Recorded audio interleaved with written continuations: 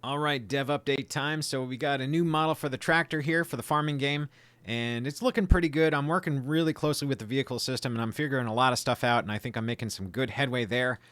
Some of the big bullet points I would say is like the wheels. The narrow front here is much improved. It was a lot easier to do in this than in other vehicle systems that I've worked with. Basically, I just tilted the wheel collider and it worked great.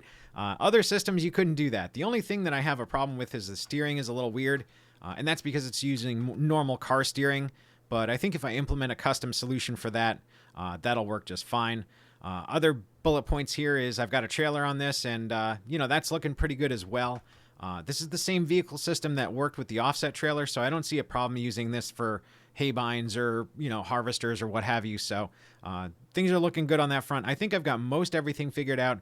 I do need to put some final touches on this tractor model and work on a few mechanisms like the 3-point harness or the 3-point hitch and loaders and that kind of stuff. So there's a lot of work to do there, but I think I'm going to set that aside for now just to go back to the soil system and work on that because the vehicles are pretty well figured out. The soil is not.